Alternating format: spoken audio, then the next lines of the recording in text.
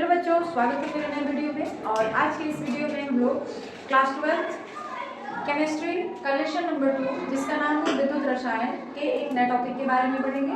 और आज का जो हमारा टॉपिक है वो है विद्युत रासायनिक श्रेणी के उपयोग। विद्युत रासायनिक श्रेणी क्या है इसके बारे में हमने पिछले वीडियो में डिस्कस किया था। और आज हम लोग ये जानेंगे कि जो विद्युत रासायनिक श्रेणी है उसका उपयोग कहाँ कहाँ होता है। ठीक है, तो एक हमने ये पढ़ा था कि धातुओं की क्रियाशीलता में जो विद्युत रासायनिक श्रेणी होती है उसका उपयोग धातुओं की अभिक्रियाशीलता ज्ञात करने में की जाती है। आपने देखा विद्युत रासायनिक श्रेणी का हम एक शॉर्ट फॉर्म लिख दे रहे हैं। जैसे बीच में हाइड्रोजन कहीं होता है जिसकी अभिक्रियाशीलता 0 मानी जाती है, सबसे ऊपर लिथियम होता है और सबसे नीचे जो है बोर्ड है मान लीजिए।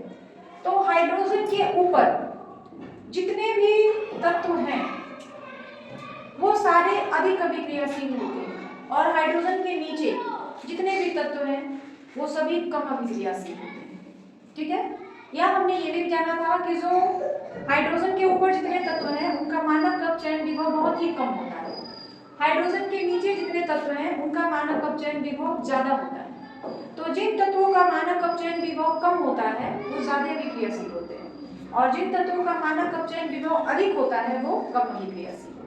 ये पहला उपयोग हो गया। तो हम ये कह सकते हैं कि विद्युत रासायनिक श्रेणी का उपयोग धातुओं की अभिक्रियाशीलता को जानने में किया जाता है। ठीक है, दूसरा उपयोग क्या है? एक ऋणाक्ष अभिक्रिया की संभाव्यता में, मतलब ऋणाक्ष अभिक्रिया हमने जाना था। ऋणाक्ष अभिक्रिया वह अभिक्रिया होती है जिसमें ऑक्सीकरण और अपचयन दोनों अभिक्रियाएं एक ही साथ होती है, वैसी अभिक्रिया को हम लोग ऋणाक्ष अभिक्रिया कहते हैं। तो कौन सी ऋणाक्ष अभिक्रिया हो पाएगी, कौन सी ऋणाक्ष अभिक्रिया नहीं हो पाएगी, ये ज्ञात करने के लिए हम लोग विद्युत रासायनिक श्रेणी का उपयोग करते हैं। कैसे करते हैं वो यहाँ बताया जा रहा है। यदि E0 सेल का मान धनात्मक प्राप्त होता है तो अभिक्रिया संभाव्य होगी, अभिक्रिया जो होगी संभव है। अगर हम इस फॉर्मूले से जो सेल का विभव है, मानक अपचयन विभव है, वो निकाल लेते हैं इस फॉर्मूले से। अगर E0 सेल का मान धनात्मक आ गया, देखिए यहाँ पे लिखा है धनात्मक प्राप्त होता है तो अभिक्रिया संभाव्य होगी, अभिक्रिया संभव है, हो सकती है। और यदि E0 सेल का मान ऋणात्मक निकल जाता है, इसी से हम लोग लगाते हैं फॉर्मूले से। और अगर E0 सेल का मान ऋणात्मक आ जाए तो अभिक्रिया संभव नहीं हो पाएगी। इसके हम लोग एग्जाम्पल के तौर पे सवाल भी करेंगे, वहां पे और चीजें क्लियर हो जाएंगी। और यदि E0 सेल का मान 0 हो तो अभिक्रिया साम्य अवस्था में होती है।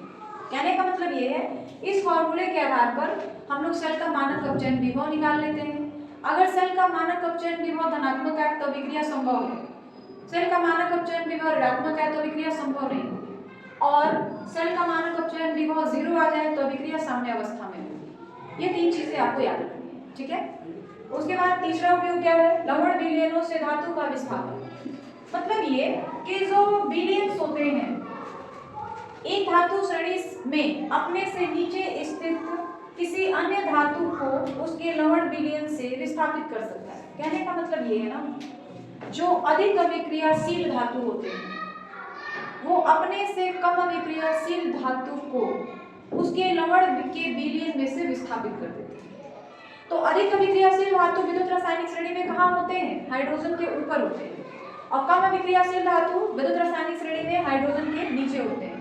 तो जो अधिक अभिक्रियाशील धातु होते हैं यानी हाइड्रोजन के ऊपर जितने भी धातु होते हैं वो हाइड्रोजन के नीचे जितने भी धातु होते हैं उनको उनके लवण के जलीय विलयन में से विस्थापित कर देते हैं। ठीक है, उसके बाद चौथा, धातु द्वारा तनु अम्लों से हाइड्रोजन का विस्थापन। विद्युत रासायनिक श्रेणी को देखकर हम लोग ये पता लगा सकते हैं कि कौन सा धातु तनु अम्ल के साथ अभिक्रिया करके हाइड्रोजन को विस्थापित कर देगा। ठीक है, विद्युत रासायनिक श्रेणी अगर आपको दे दी जाए तो उसको देख के आप ये बता सकते हैं कि कौन सा धातु तनु अम्ल के साथ अभिक्रिया करके उसमें से हाइड्रोजन को विस्थापित कर देगा। तो उसके लिए देखिए क्या बताया जा रहा है, विद्युत रासायनिक श्रेणी में हाइड्रोजन के ऊपर स्थित कोई भी धातु तनु अम्ल से हाइड्रोजन को विस्थापित कर सकता है। हाइड्रोजन के ऊपर जितने भी धातु होते हैं विद्युत रासायनिक श्रेणी में वो सभी अधिक अभिक्रियाशील धातु कहलाते हैं। हाइड्रोजन के नीचे जितने भी धातु होते हैं वो सभी कम अभिक्रियाशील धातु कहलाते हैं। तो हाइड्रोजन के ऊपर जितने धातु हैं वो जब तनु अम्ल के साथ अभिक्रिया करते हैं तो उसमें से हाइड्रोजन को विस्थापित कर देते हैं। ठीक है, तो विद्युत रासायनिक श्रेणी को देख करके आप ये बता सकते हैं कि हाइड्रोजन के ऊपर जितने तत्व हैं वो तनु अम्ल के साथ जब अभिक्रिया करते हैं तो उसमें से हाइड्रोजन गैस को विस्थापित कर देते हैं। पांचवी प्रॉपर्टी मतलब पांचवा उपयोग क्या है? मानक सेल विभव की गणना करने में। कोई भी सेल है गैल्वेनिक सेल, उसका जो मानक अपचयन विभव होता है उसको हम लोग विद्युत रासायनिक श्रेणी से ज्ञात कर सकते हैं, क्योंकि उसमें जो होता है ना सभी धातुओं के मानक अपचयन विभव का मान दिया रहता है। तो हम लोग इस फॉर्मूले का उपयोग करके किसी भी सेल का सेल विभव या मानक अपचयन विभव का मान निकाल सकते हैं। ठीक है, तो ये था विद्युत रासायनिक श्रेणी के उपयोग, और ये मोस्ट इंपॉर्टेंट है, एग्जाम में अक्सर पूछा जाता है कि विद्युत रासायनिक श्रेणी का उपयोग क्या है, तो ये आपको याद होना चाहिए, पेपर में पूछा जाता है। ठीक है, तो सारी चीजें क्लियर हो गई कि विद्युत रासायनिक श्रेणी का उपयोग क्या होता है। अब आगे बढ़ा जाए। अब हम लोग जो विद्युत रासायनिक श्रेणी का उपयोग जो पढ़े अभी हमने, उस पर आधारित कुछ सवाल को हल करेंगे, तो उससे जितने भी उपयोग को आपने पढ़ा ना वो सारी चीजें अच्छे से आपको क्लियर हो जाएंगी। ठीक है, जैसे यहाँ पे हमने एक सवाल लिखा है, मानक अवस्था में निम्न अभिक्रिया की संभाव्यता की जांच करें। अभी हमने विद्युत रासायनिक श्रेणी का उपयोग जो पढ़ा था उसमें दूसरा उपयोग यही था कि जो रिडक्स अभिक्रिया होती है उसकी संभाव्यता की जांच कर सकते हैं। कैसे जांच कर सकते हैं? अगर E0 सेल का मान धनात्मक आ गया तो अभिक्रिया संभव है, E0 सेल का मान ऋणात्मक आया तो अभिक्रिया संभव नहीं है, और E0 सेल का मान 0 अगर आ जाए तो अभिक्रिया साम्य अवस्था में होती है। तो उसी चीज का उपयोग करते हुए हमको यहाँ पे बताना है, यहाँ पे एक सेल अभिक्रिया दी गई है, रिडक्स अभिक्रिया दी गई है, ये अभिक्रिया है रिडक्स अभिक्रिया, जिसमें ऑक्सीकरण भी हो रहा है और अपचयन भी हो रहा है। तो इस अभिक्रिया को देखकर आपको ये बताना है कि अभिक्रिया संभव है या नहीं है। ठीक है, तो इसके लिए आपको E0 सेल यानी मानक अपचयन विभव निकालना पड़ेगा। मानक अपचयन विभव निकालने के लिए आपके पास फॉर्मूला था E cathode minus E anode, उस फॉर्मूले का आपको यूज करेंगे। तो सबसे पहले आपको ये पता होना चाहिए कि ये जो सेल अभिक्रिया दिख रही है, रिडक्स अभिक्रिया दिख रही है, इसमें कैथोड कौन है और एनोड कौन है, ये आपको पहचानना पड़ेगा। ठीक है, अभिक्रिया को देखने के बाद ये आपको पहचानना पड़ेगा कि कैथोड कौन सा है, एनोड कौन सा है, ऑक्सीकरण किस पे हो रहा है, अपचयन किस पे हो रहा है, तभी जाके आप बता पाएंगे कि अभिक्रिया जो है संभव है या नहीं है। तो देखिए यहाँ पर कॉपर आयन है, कॉपर आयन के रूप में पहले था, लेकिन जैसे ही अभिक्रिया हुई वो किस तरह का हो गया, CuS। तो कॉपर देखिए पहले यहाँ पे भी आप समझ सकते हैं, कॉपर पहले ऐसा था Cu2+, बाद में ऐसा हो गया। मतलब आपको ये बताना है कि जो कॉपर आयन है, ये कॉपर आयन है और ये कॉपर धातु है, कॉपर आयन के फॉर्म में था पहले, जैसे अभिक्रिया हुई वो कॉपर धातु में बदल गया। तो आपको अब ये समझना है कि जो कॉपर है वो इलेक्ट्रॉन का त्याग कर रहा है कि इलेक्ट्रॉन को ग्रहण कर रहा है, ये आपको पहचानना है। तो अगर त्याग करेगा तो एनोड माना जाएगा और ग्रहण करेगा तो कैथोड माना जाएगा। इसको देख क्या बताइए कि कॉपर जो है इलेक्ट्रॉन का त्याग कर रहा है कि इलेक्ट्रॉन को ग्रहण कर रहा है। आप अगर इसे देखेंगे तो इसमें क्या है कि कॉपर आयन के फॉर्म में था पहले, जब वो 2 इलेक्ट्रॉन ग्रहण करता है, इसमें तो पहले वो इस फॉर्म में था, जब ये 2 इलेक्ट्रॉन ग्रहण करता है ना तो इसमें क्या आ जाता है, -2 बार आ जाता है। जैसे यहाँ पे 2+ है ना, इसका मतलब है 2 बार प्लस है, ऐसे। अब 2 इलेक्ट्रॉन ग्रहण करता है अगर तो 2 माइनस भी आ जाता है, 2+ और 2 - कैंसिल हो जाएंगे, क्या बच जाएगा, Cu। यानी कॉपर आयन जो है इलेक्ट्रॉन को ग्रहण कर रहा है, तो ग्रहण कर रहा है तो फिर ये कैथोड का काम कर रहा है। आ रही बात समझ में ना, कि अगर कोई भी पदार्थ इलेक्ट्रॉन को ग्रहण करता है तो वो वहां पर अपचयन की अभिक्रिया होती है, और जब भी अपचयन होता है वो कैथोड होता है। एनोड पर ऑक्सीकरण होता है और वहां पे इलेक्ट्रॉन का त्याग किया जाता है, यानी कैथोड हमारा ये हो गया, यह जो है ये क्या हो गया, कैथोड हो गया। जब ये कैथोड हो गया तो फिर ये एनोड होगा। ये बात समझ आ रही है ना, ये जब कैथोड हो गया तो फिर ये एनोड होगा, क्योंकि एक कैथोड और एक एनोड ही होंगे। तो पहले इसका हम लोग रिएक्शन लिखेंगे। रिएक्शन कैसे लिखेंगे, देखिए Cu2+ था, इसने 2 इलेक्ट्रॉन को ग्रहण किया है यानी 2e, ग्रहण करेंगे तो तीर के पीछे इलेक्ट्रॉन को दिखाएंगे, तब ये किसमें चेंज हो जाएगा, Cus में, कॉपर धातु में। अब यहाँ पे वो क्या रहा है, अपचयन, क्योंकि इसने तो इलेक्ट्रॉन ग्रहण किया है ना, और ये क्या है, कैथोड है, ये क्या हो जाएगा, कैथोड हो जाएगा। ठीक है, तो ये जो है हमारा ये कैथोड हो गया, ये जो दिया था ये कैथोड हो गया, और यह जो है एनोड हो गया। अब आपको पहचान आ गया कि कैथोड कौन है और एनोड कौन है। ये हमने पहचान लिया कि यह जो है कैथोड है और यह जो है एनोड है। अब चयन हो गया, यानी ये कैथोड हो गया, तो कैथोड को तो हमने पहचान लिया। एनोड के लिए क्या लिखेंगे? 2Ag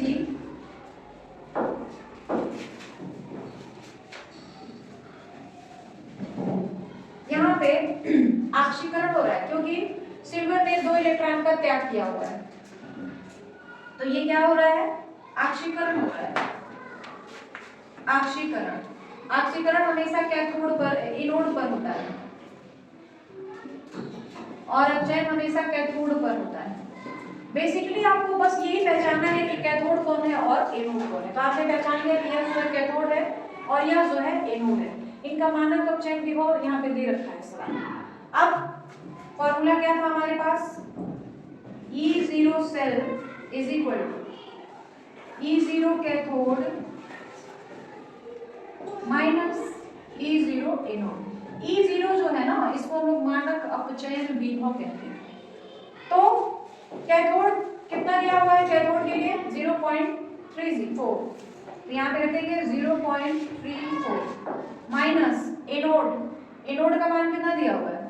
0.80, यही दिया हुआ है ना, दोनों का मान दे दिया है। अब इन दोनों को हम लोग आपस में घटा देंगे तो क्या हो जाएगा? 0.34 माइनस 0.80, यही होगा। बढ़ाएंगे तो आएगा माइनस 0.46 वोल्ट। यानी जो सेल का मानक अपचयन विभव है वह कैसा आ गया? ऋणात्मक आ गया। और विद्युत रासायनिक श्रेणी का जो आपने दूसरा उपयोग पढ़ा था उसमें लिखा गया था कि अगर E0 सेल का मान धनात्मक आएगा तो अभिक्रिया संभव होगी, E0 सेल का मान ऋणात्मक आएगा तो अभिक्रिया संभव नहीं होगी। यानी यह जो अभिक्रिया लिखी गई है रिडक्शन अभिक्रिया, क्या यह अभिक्रिया संभव होगी? नहीं होगी। क्यों नहीं होगी? क्योंकि हमने E0 सेल का मान निकाला और वो कैसा आ गया? ऋणात्मक आ गया, इसलिए ये संभव नहीं होगा। तो यहाँ पे आपको लास्ट में लिखना पड़ेगा, क्योंकि E0 सेल हम लोग पढ़ते हैं लेकिन इसको सेल का मानक अपचयन विभव कहते हैं, का मान ऋणात्मक है,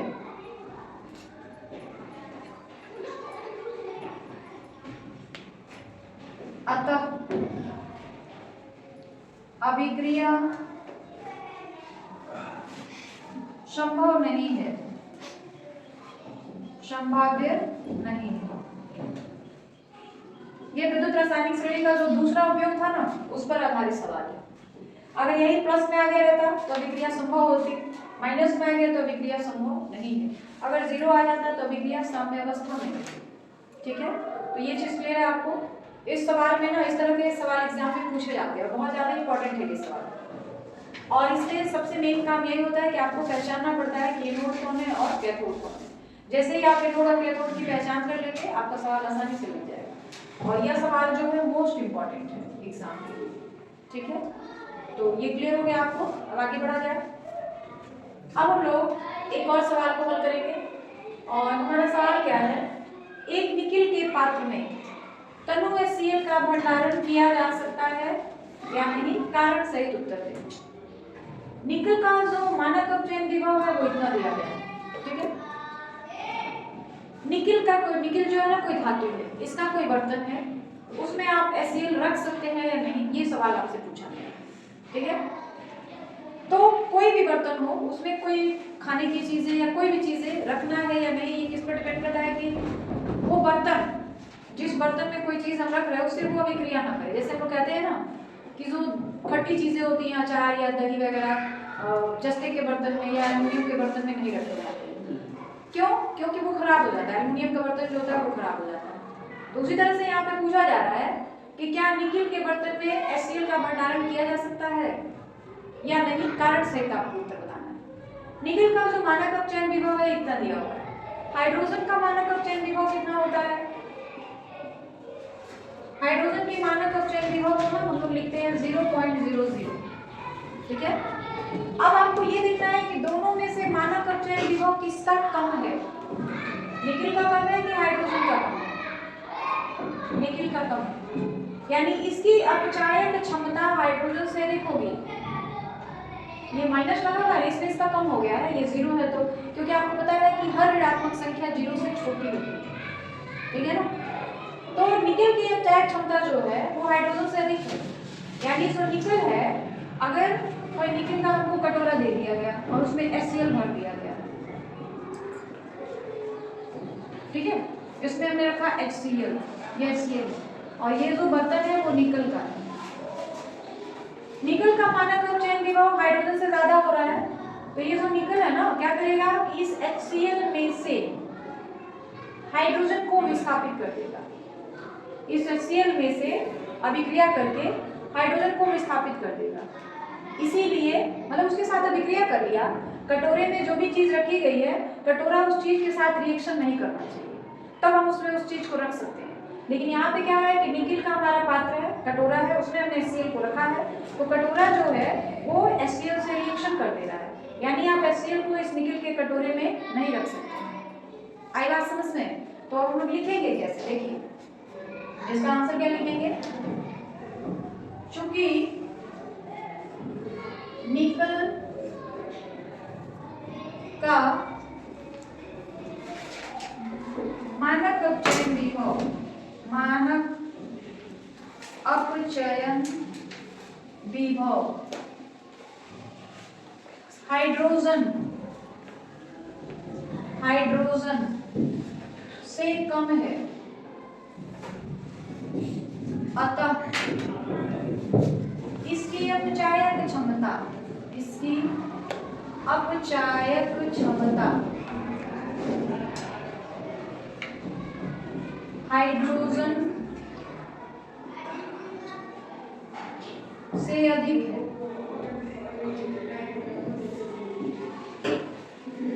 और निकल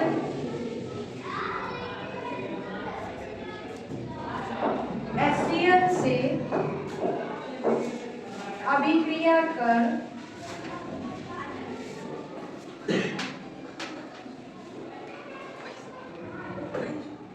हाइड्रोजन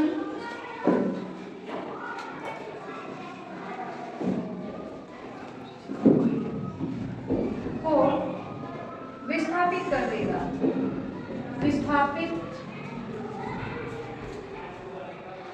कर देगा। अतः निकल के पात्र में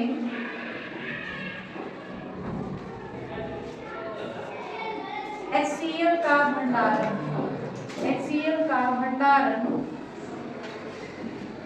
संभव नहीं है, संभव नहीं है। आई बात समझ में?